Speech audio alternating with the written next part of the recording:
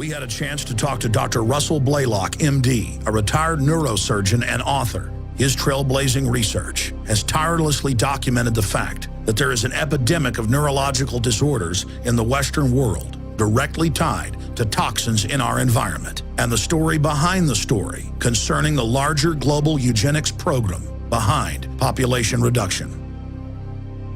I'm Dr. Russell Blaylock. I'm a board-certified neurosurgeon. I've retired from active practice.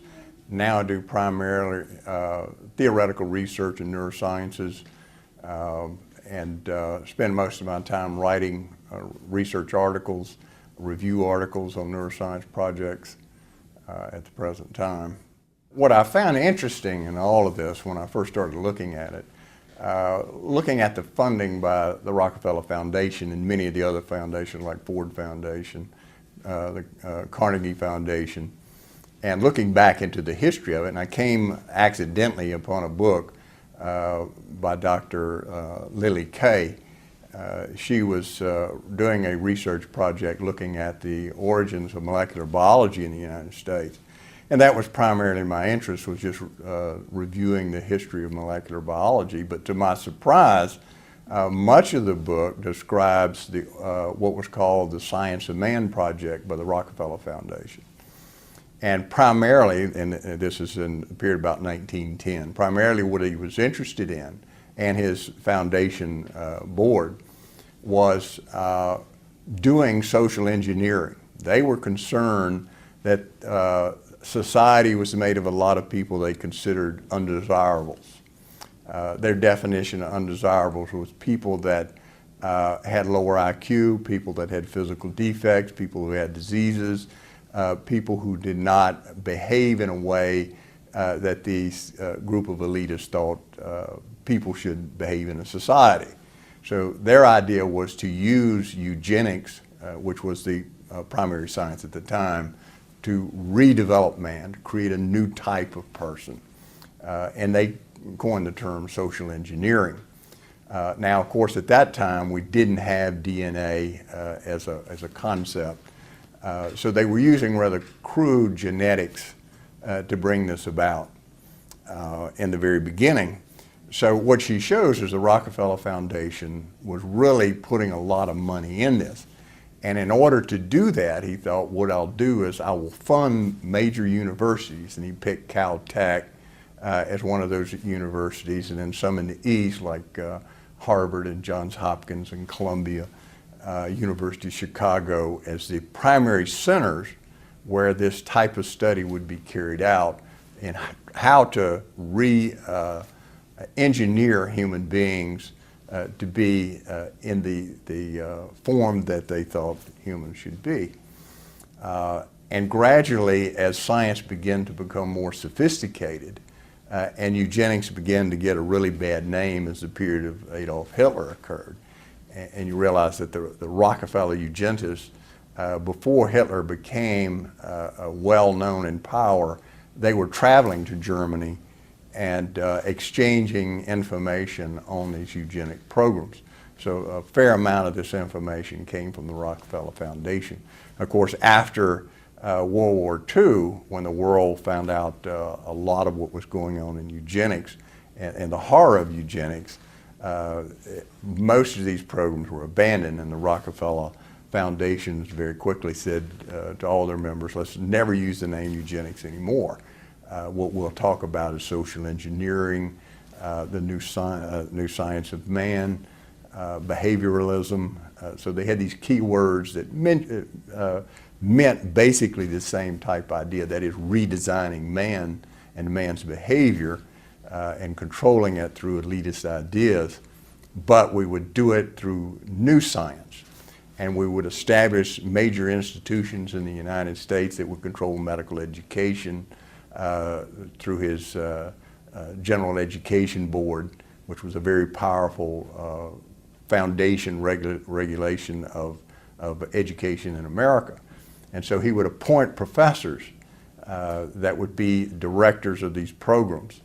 He groomed people who believed, like he did, that in fact man should be redesigned. We need this science of man to re-engineer human beings. but do it in a more scientific way than this crude eugenics program that he began with. And what that necessitated was using what was called molecular biology. Well, with the discovery of DNA, this became more sophisticated in that you could manipulate certain genes and change how the brain functioned. And of course, then they got into the neuroscience field itself and began to look at, well, how does the brain work? How can we change behavior by altering brain function? And this has led up to the present day when we have things like the Decade of the Brain, where there's an intense study of the behavioral functions of the brain and how it works. But if you look through her book where she talks about the actual funding, their actual ideas, it's the same theme that started back in 1910. That is, we're going to recreate man in our image, what we think man should be, how people should think, what they should think, the limitations on their behavior. It's a true scientific social engineering of human beings. Well, leading from that, when we start looking at, well, look at some of the programs that have sort of spurred out of this, you know, the high-tech DNA manipulation, brain manipulation through electrodes or through transmission outside of electrodes to change human thinking. These are the more sophisticated programs that are a little bit more obvious, but then there's things that are less obvious. For instance, fluoridating water. We look at the original justification for fluoridating water back in 1945 when they picked a couple of cities, Grand Rapids, Michigan, and Muskegon. Grand Rapids was going to be fluoridated, Muskegon was not, and they were going to compare and use the idea that fluoride was preventing cavities. So even before the study had been completed, they announced that it was a grand success and that fluoridated water produced a 30 to 60% reduction in cavities. What they didn't say was that in the unfluoridated city, there was a very similar drop in the incidence of cavities as well. And in fact, throughout the entire world, we began to see in the developed world a tremendous fall in the incidence of dental cavities. That had nothing to do with fluoride. What it had to do with was increased intake of calcium, mainly through cheese consumption, and better diets, better oral hygiene. And a number of studies proved that, one of which was conducted by the U.S. Public Health Service. It was one of the largest American studies at the time. They looked at 39,000 school children in which they looked at the effect of fluoridation versus non-fluoridation, and they found it had no beneficial effect at all. Well, they hid that document so scientists couldn't examine it, and the public and the media would never see it. Well, Dr. Yamanianis, who was a chemist, filed a Freedom of Information lawsuit, had it released, and then he saw why they wanted to hide it, and that's because it clearly demonstrated fluoride did not reduce cavities. Since that time, there's been a number of studies, one of which included 8 countries, another which included all studies on fluoride, independent studies on fluoride and dental caries for the past 30 years. Another study included 400,000 children in India. All of these studies showed the same thing. Adding fluoride to water did not reduce cavities at all. And in fact, several of the studies it showed it increased cavities. And it did so because it weakened the dental layer of the tooth and made it more prone to become cavities. So now that we've established, and it's admitted by the National Science Foundation study, which was recently completed, that fluoridating water does not reduce cavities. There's no modern evidence whatsoever that fluoridating water reduces cavities at all. So you have to ask the question, well, why are you still fluoridating water? Now, European countries have caught on very quickly. None of them fluoridate their water. Britain fluoridates about 60% of its water, and it forced fluoridation on Ireland. But the mainland European countries do not fluoridate water, do not allow it. But the United States, we still have the federal government and in collusion with the American Dental Association going to various cities, even small cities, using their pressure, their money, taxpayer money, to try to force local city councils to fluoridate the water. In the state of California, in fact, they've ordered the fluoridation of all waters in every city and village over 10,000 inhabitants, whether they vote to not fluoridate their water or not.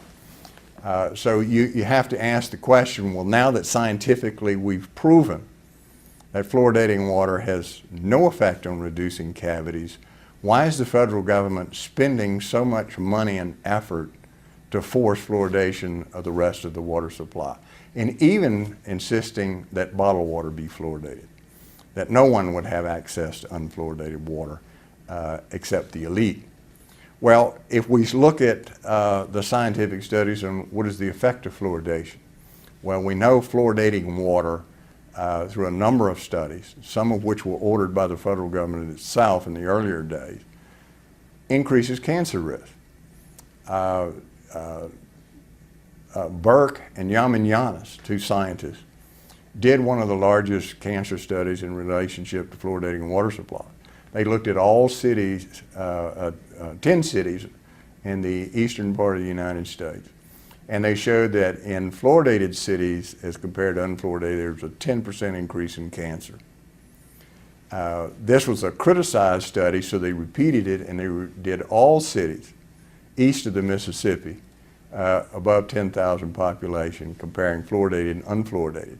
Now, what they did, they compared the cancer statistics before fluoridation and then 13 to 17 years after fluoridation. Again, they found there was a 10% increase cancer death incidence in the cities that had been fluoridated. Now, when you say cancer death incidence, that means people who died of cancer. You can appreciate there's going to be a lot more people who develop cancer who didn't die. So the actual cancer incidence is much higher.